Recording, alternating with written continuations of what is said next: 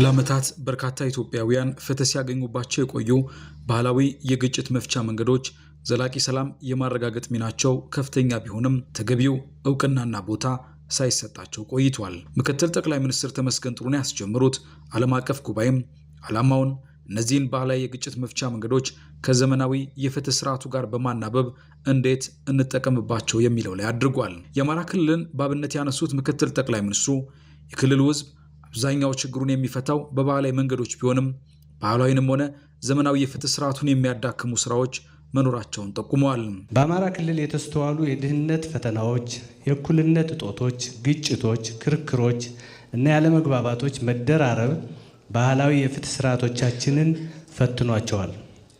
በተለይ ከቅርብ ዓመታት ወዲህ ደግሞ በተለያዩ ፖለቲካዊና ግላዊ ምክንያቶች መሳሪያ ያነሱ አካላት ባህላዊውንም ሆነ መደበኛውን የፍትህ ስርዓቶች ለማዳከም ሆን ብለው ሰርተዋል። ስለሆነም ባህላዊ የፍትህ ስርዓቶቻችንን ከዘመናዊ እሳቤዎች ጋር በማስተሳሰር በህግ በመደገፍና አሰራሮቻቸውን በማዘመን በሀገር አቀፍ ደረጃ ከምንተገብራቸው ሪፎርሞች ጋር አሰናስለን ማዋቀር ይገባናል። እነዚህን ባህላዊ ስርዓቶች ያሉባቸውን ክፍተቶች ሞልቶ መጠቀም ቢቻል በከፍተኛ ጫና ውስጥ የሚገኙ መደበኛ የፍትህ ተቋማትን ከማገዝ ያለፈ ሚና እንዳለውም ጠቁመዋል። በሀገራችንና በአማራ ክልል አማራጭ የክርክር መፍቻ ስርዓትን ማጠናከርና ባህላዊ ፍርድ ቤቶችን በተደራጀ መንገድ መመስረት ውይይትን፣ መግባባትና ስምምነትን ከቅራኔዎች ለማስቀደም ይረዳል። በድህረ ግጭት አውድ እርቅ ለማስፈን ያስችላል። የተሰበሩ ግንኙነቶችንም መልሶ ለማደስ ይጠቅማል። ከዚህ ባለፈ በተለይ ባህላዊ የፍትህ ተቋሞቻችን ማህበረሰብ አቀፍ ግጭቶችንና ለመግባባቶችን እንዲፈቱ ማድረግ ለዘመናት ለቆየው የሽምግልና ስርዓታችን አዲስና ጠንካራ ተቋማዊ ዕውቅና ይሰጣል።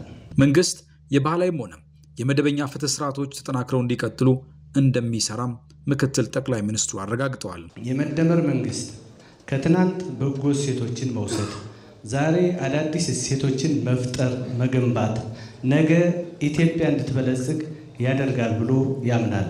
የነገዋ የበለጸገች ኢትዮጵያ የሁለቱንም አዎንታዊ ጥምረት ትፈልጋለች።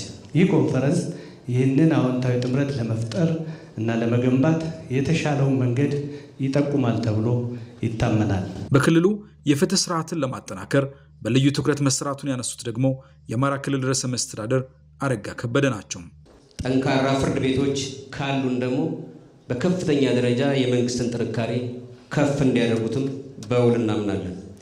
ይህንኑ በዚሁ ብሂል ላይ በመመስረት ነፃ ገለልተኛና ጠንካራና ተጠያቂነት ያለው ፍርድ ቤት ለመገንባት የክልላችን መንግስት ቁርጠኛ መሆኑንም መግለጽ እንወዳለን።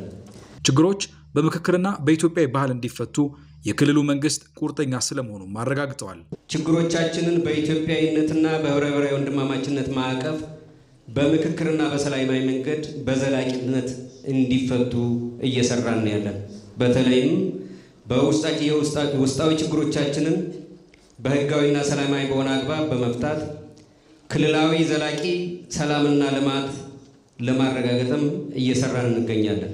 በኮንፈረንሱ የሚቀርቡ ዓለም አቀፍ ተሞክሮችና ልምዶች ከኢትዮጵያ አልፈው ለሌሎች ሀገራት የሚተርፍ አበርክቶ እንደሚኖራቸው ተጠቁሟል።